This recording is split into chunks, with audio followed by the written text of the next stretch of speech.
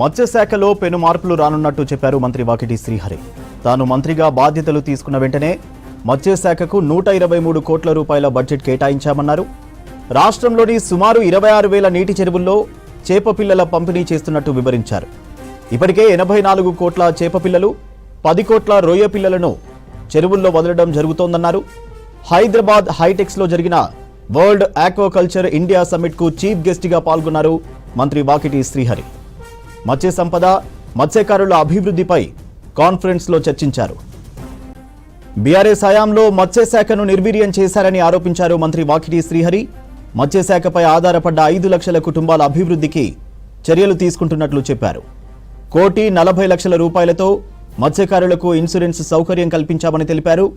తెలంగాణలో భారీగా చేపల ఉత్పత్తి కేంద్రాల ఏర్పాటుకు చర్యలు తీసుకుంటామని చెప్పారు.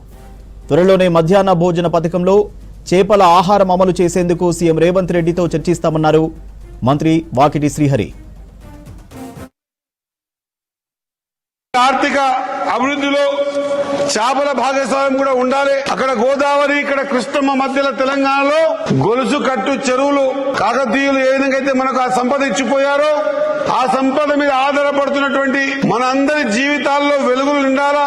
మన జీవితాల్లో ఖచ్చితంగా ఆర్థిక పరమైన అంశంలో కూడా మనం ముందుండాలా.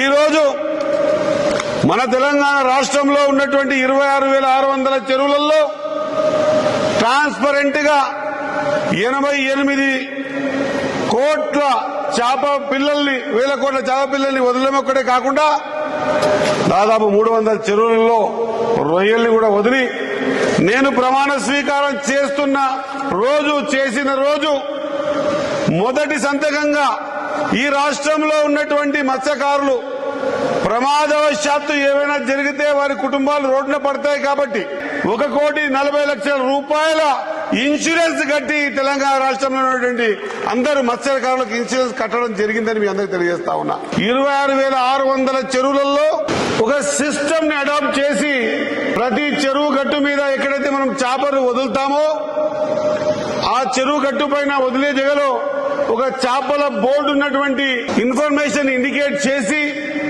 ఆ చెరువు పేరేంది, ఆ చెరువుకు సంబంధించిన అధ్యక్షులు ఎవరు, ఆయన సెల్ నెంబర్ ఏంది, ఎంతమంది సభ్యులు ఉన్నారు, ఎంత శిఖం ఉంది, ఎన్ని చేపలు వదులుతున్నాం, ఏ ఏ రకాలు వదులుతున్నాం, అట్ ద సేమ్ టైం దీని విలువెంత అని ఇన్ఫర్మేషన్స్ తో పాటు ఆ చెరువులలో ఏదైనా చేపల దొంగతనం కానీ ఇంకోటి కానీ జరిగితే సంప్రదించవలసినటువంటి పోలీస్ స్టేషన్ నంబర్ ఏంది, ఇవన్నీ కూడా ఏర్పాటుతో పాటు ఈసారి ఖచ్చితంగా రిజర్వాయర్లకు, పెద్ద పెద్ద చెరువులకు, మధ్యస్థ చెరువులకు ఎవరి సమక్షంలో చేపలు వదలాలి.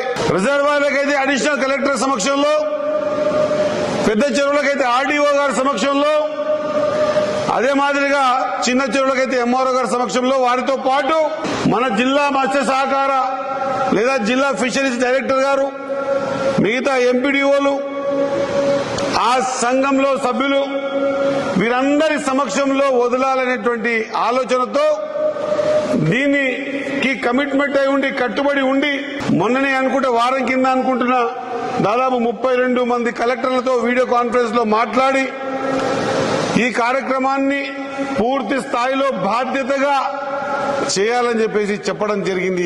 భేషజాలాలు లేవు.